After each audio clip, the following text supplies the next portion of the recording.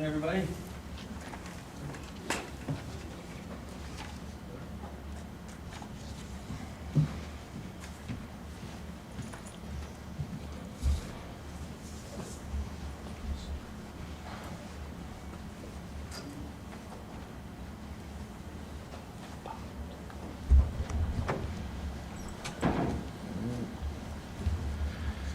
All right. Well, good afternoon. I want to welcome everybody to the Portland Police Bureau and thank you for being here. I am Mike Benner, Public Information Manager here at the Bureau. I am joined by Chief Bob Day, Portland Mayor Keith Wilson, U.S. Marshal of Oregon Pete Cajigal, Multnomah County District Attorney Nathan Vasquez, as well as Portland Police Association President Aaron Schmautz. We're here to discuss the successful apprehension of the man suspected of shooting two Portland police officers 1 week ago tonight. But before we get into those details, I want to provide a quick recap of what has transpired over the last week. You might recall on Monday, January 19th at approximately 8:20 p.m., North Precinct officers responded to a report of a person making threats with a knife near Northeast 21st Avenue and Northeast Clackamas Street. When officers arrived, they located the suspect on Northeast Clackamas between Northeast 16th and 17th. During a brief conversation, the man pulled out a handgun and shot both officers. Both of them were rushed to the hospital. One was released Tuesday. The other, I'm happy to share, is being released today. Following the shooting, all available resources responded to the area. The scene was secured and an extensive hours-long search was conducted. Unfortunately, the suspect was not located that evening. Since then, this has been an all-hands-on-deck sort of situation. Detectives and patrol officers have worked continuously, following up on more than 230 tips from the community, none of which would be possible without the community and without the support of our federal, state, and local partners. Some of those partners include the U.S. Marshals Service, ATF, FBI, OSP, and the Multnomah County District Attorney's Office. Specific tips from the community provided critical information that led to the identification and ultimately the location and apprehension of our suspect. I'd like to direct your attention to the big screen here on our left. The suspect is identified as Eric Floyd Olkers. This morning at approximately 7 a.m., Olkers was arrested during a tactical operation in the 6400 block of Northeast 82nd Avenue. A subsequent search of the area resulted in the seizure of the firearm we believed was used in the shooting of our two officers. Following the arrest, Olkers was transported back here to Central Precinct for an interview with detectives, then booked into the Multnomah County the Multnomah County Detention Center on the following charges: 2 counts of attempted murder in the first degree, 2 counts of assault in the first degree, and 2 counts of unlawful use of a weapon. With that, I want to turn it over to Chief Day for some remarks. Chief. Thanks, Mike.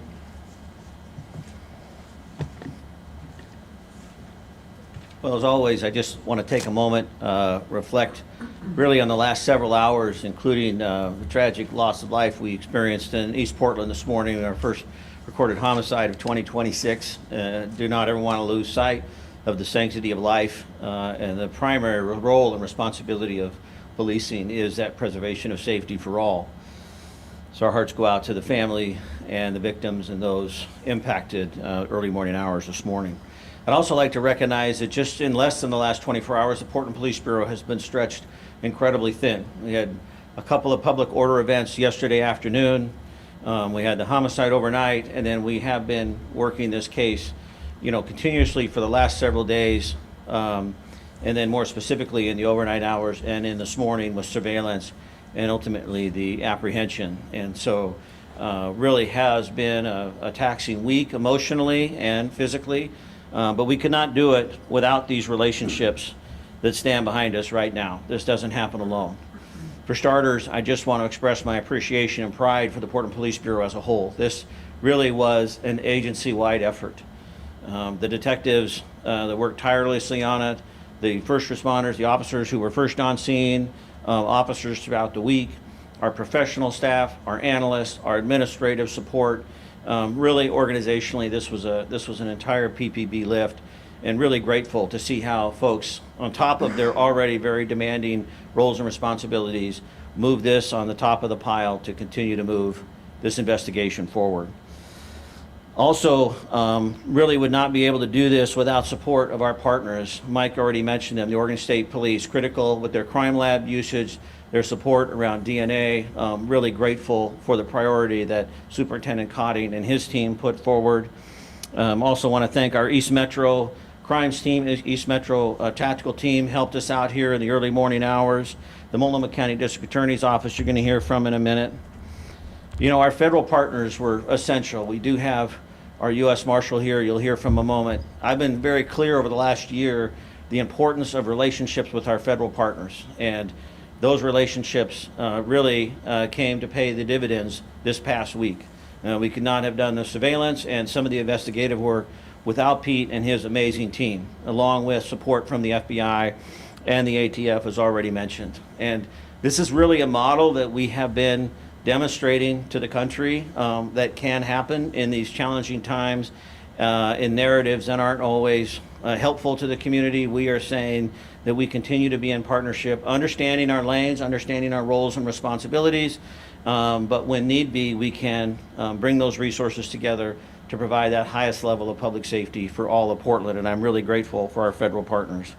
The mayor has been on the forefront of this as a leader of this city and supporting us with his messaging and offering resources available. So grateful for that support. And then finally, the community piece. And Mike already touched on it, but literally 230 tips in the last week. Within the first 96 hours, we had 190 tips, 146 of which were actionable.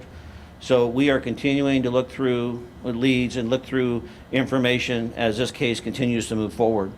And finally, I just want to highlight, to me, this is what it looks like when you have a fully resourced police department, when you have an agency that's able to come together and focus on these, very serious crimes.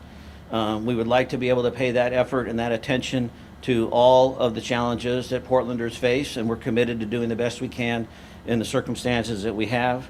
This is also a commitment to constitutional policing. There has been no rush to judgment on this person's guilt or innocence. We have simply been following where the case goes. We adhere to the rule of law. I've been clear about that for the last year. We focus on probable cause, see where the evidence takes us. It is about partnerships. It is about professionalism. This officer shot 2 of our police officers, and this morning our tactical team took him into custody. We did not use force. We were able to gain compliance and take him into custody. The Portland Police Bureau is not about retribution.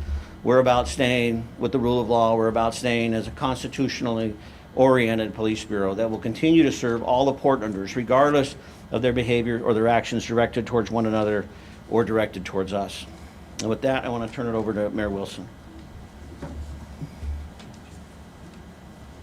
Thank you, Chief. This is a good day. We continue to focus on community health and safety, and today was one of those days where our partners worked with us. My office was extremely concerned from the moment this occurred.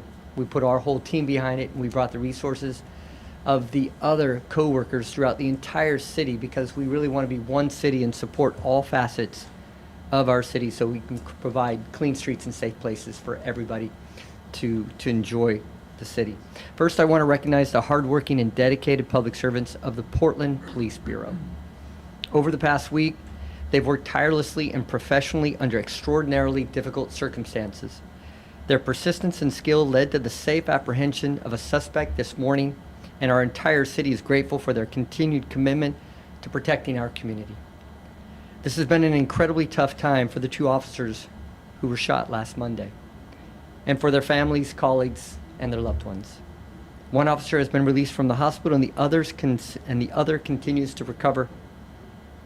We're holding them close in our thoughts as we remain steadfast in supporting them through every step of their healing. I also want to express deep appreciation for the coordinated efforts across jurisdiction. The U.S. Marshals, as the Chief had noted, our federal partners, state and local agencies, and community members all played a critical role in bringing this case to a turning point. This collaboration reflects the best of what public service can be. People coming together with shared purpose to keep Portland safe. While the investigation continues, today's developments are an important step forward And I want to thank everyone involved for their professionalism, their courage, and their unwavering dedication to our city. Thank you. Good afternoon. I want to emphasize this arrest underscores the strength of interagency partnerships in this city. When violence threatens public safety, law enforcement agencies unite and work together as one.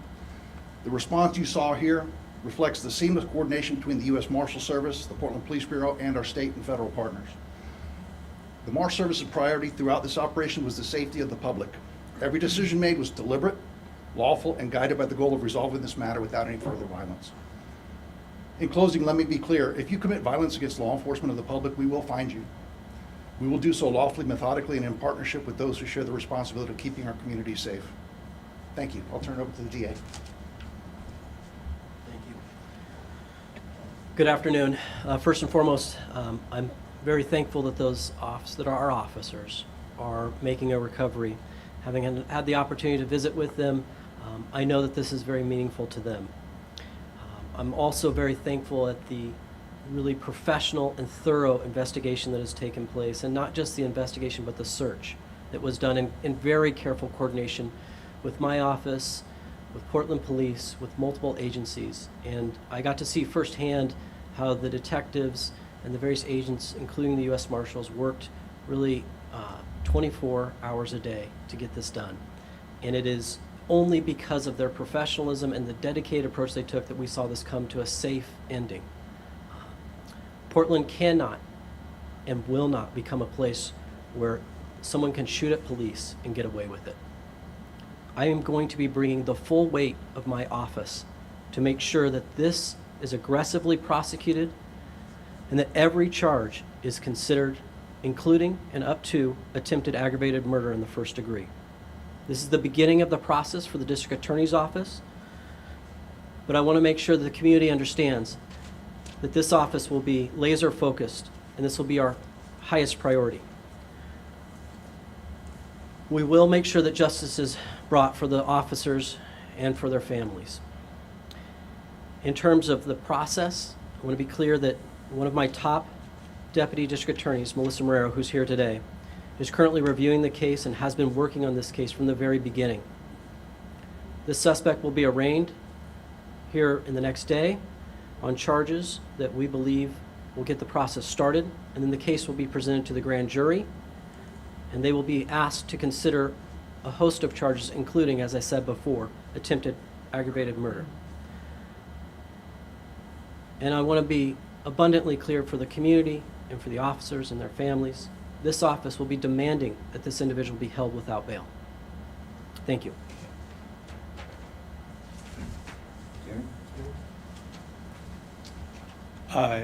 Aaron Schmaltz, I'm the Portland Police Association president. I spent a lot of time speaking with our families about this incident that took place.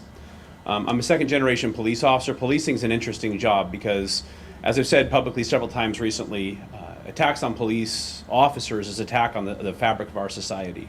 Our officers, unlike any other job, when something really bad happens, one of our members is shot, deeply injured, they're still responding to all the calls in the city. They're still doing the work, and people at home, their family members who love them, are wondering if they're okay. What's been really heartening for me in watching this situation unfold into the successful capture of this individual is our federal partners working with us to ensure we can bring this person to justice. The families wanted to make sure I noted that. It has been our officers, our detectives, our criminalists, all of our law enforcement partners ensuring that we do so safely. You look at kind of the juxtaposition, while we have had some elected officials and media completely disregard what has happened here, many have not. I'm very thankful for Mayor Wilson and his support of our officers. But most importantly, the support from our community has been incredibly loud. Our officers, they go out and they risk their lives every day in support of a community they love. And seeing that support and love returned in a way that has led to the successful capture has been something that none of us will soon forget. The officers are recovering. Their injuries were grievous, and they will have their lives changed forever by this event, and I think our city will too. Thank you. Thank you, Aaron, and thank you to all our speakers. We have some time for some Q&A. As always, please state your name, who you're with, and who your questions for. And again, just keep in mind this is an open and ongoing investigation. We're a victim-centered agency, so we owe it to our officers to keep some of the details close to the vest so that Nathan and his team can carry out a successful prosecution. With that, Christina. Yeah, Olper's had significant criminal history, including some pending charges for bank robbery and other such things. Did he have a pending warrant at the time of his arrest? Did he have a pending warrant at the time of this incident, and what was being done to bring him in on that warrant? Do you know Matt? I don't know the history of. I do. My name is Matt Jacobson, Jacobsen. I'm a sergeant with the Detective Division here at the Portland Police Bureau. Obviously, once we had identified Mr. Olkers as a suspect, we began to look at that history. I know I've spoken with the chief investigator at the DA's office about that pending case. They had assigned it for some follow-up at one point. I haven't had a ton of time to speak too much more about that with him. But again, as part of our background, I did identify that, or we did identify that. So I think we probably could get more into that, but that we had at least known that some work was done. Could you tell me if there was a warrant? Sorry? Could you tell me if there was a warrant on those pending charges? My understanding is that there was a warrant in the system related to a robbery. I couldn't tell you if it was that specific robbery or not. I wouldn't want to make that connection without looking at specifically. Can you tell us exactly which tip kind of helped you identify who he was, or what the tip was? Absolutely. As we mentioned, I think we're up to over 230 tips at this point. A key part of that is in the first 96 hours, we were able to receive about 180 or 190. 146 of those were identified as actionable. We developed a fairly robust and detailed system for vetting those tips. All of those actionable tips were assigned to an investigator for follow-up. One of those tips did lead eventually to the area where he was taken into custody. Even in 2026, that tip was worked in kind of old-fashioned boots-on-the-ground policing. We had investigators, several detectives out speaking to that tipster, exploiting those leads, following those leads, talking to other people, and really working the tip as it led them based on what they learned. So it was a little bit of a callback to getting out and following it and doing the work and talking to the people. So was that tip like we saw him in that area, or was like, oh, I know who that is, this is his name?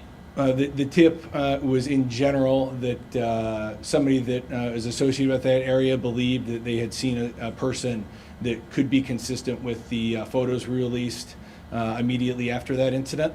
And so from there, we were able to build on that to lead us where we were.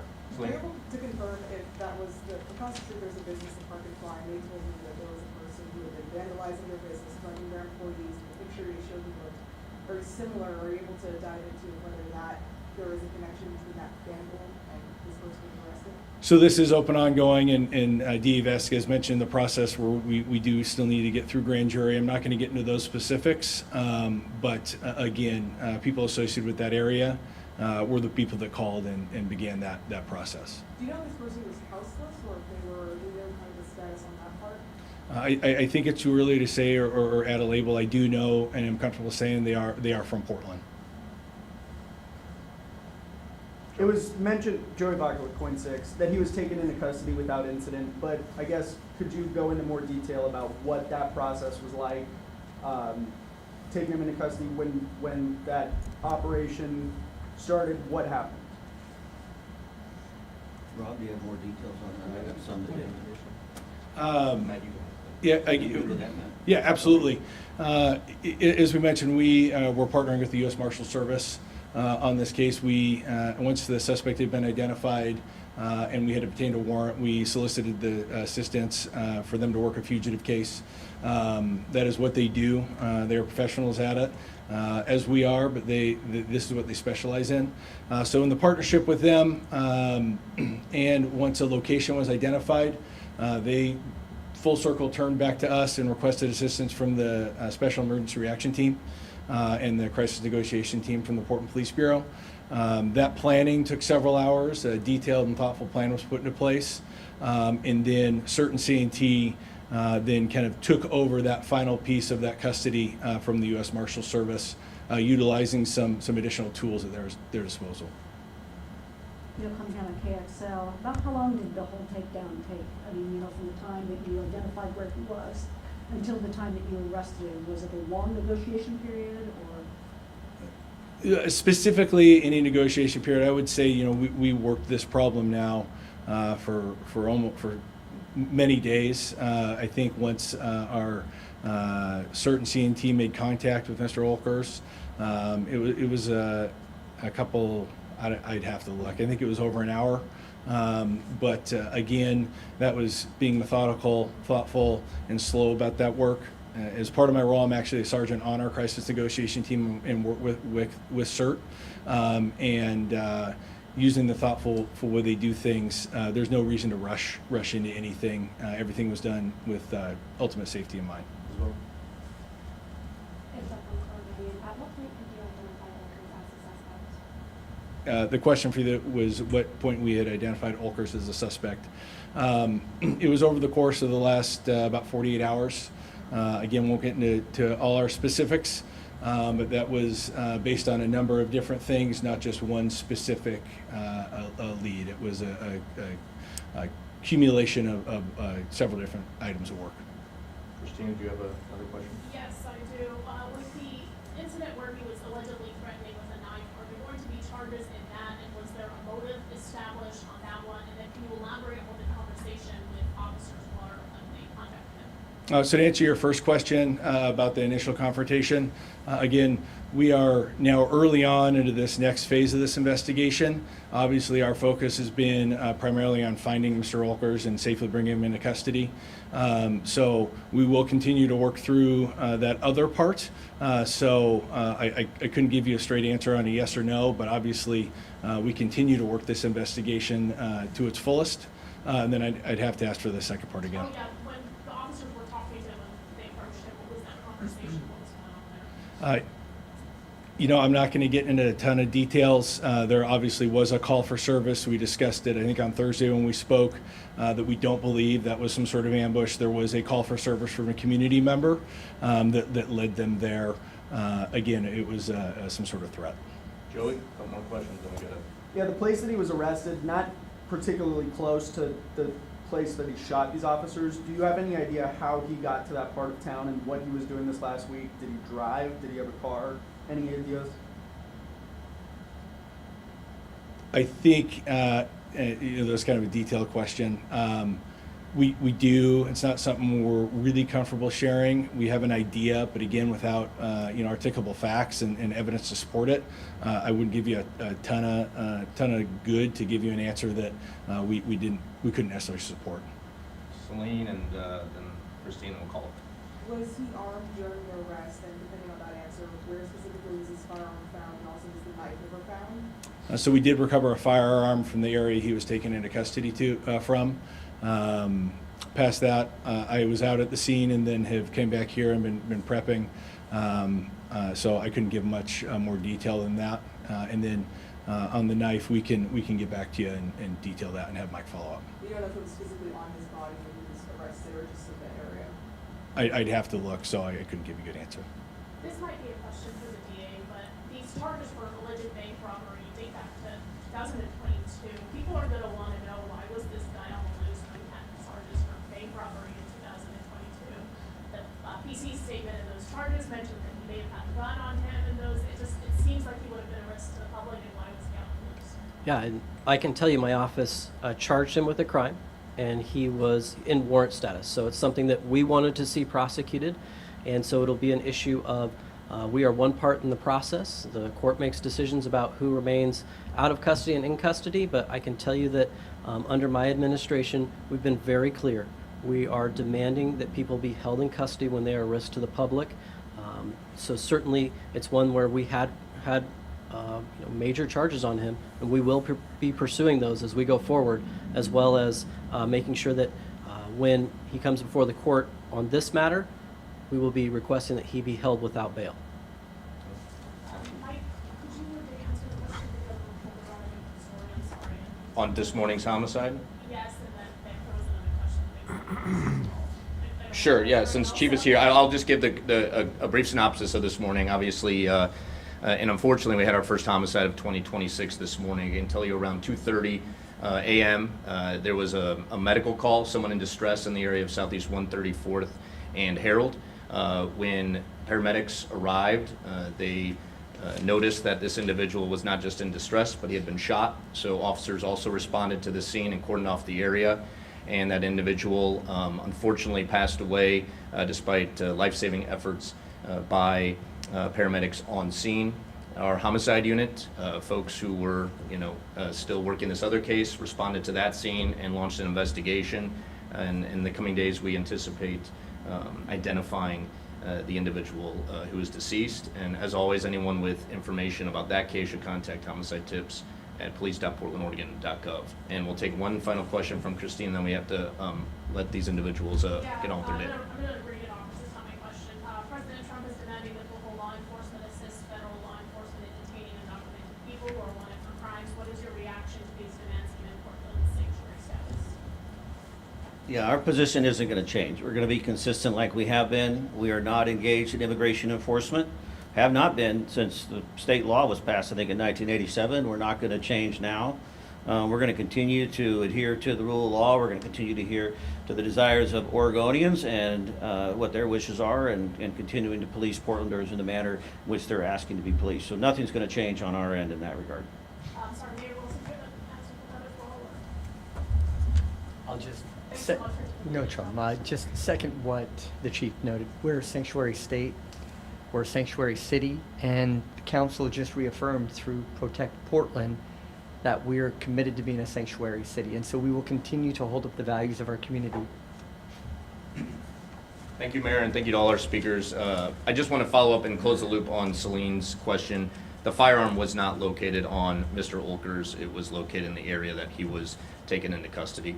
Lastly, again, a big thanks to the community and a thanks to all of you in the room, because we are not standing here today without you all helping us get this information out, get those pictures out, and that leads to those tips from the community. So really appreciate all of you. Thank you for being here today, and have a good rest of your day. Thank you. Thank you.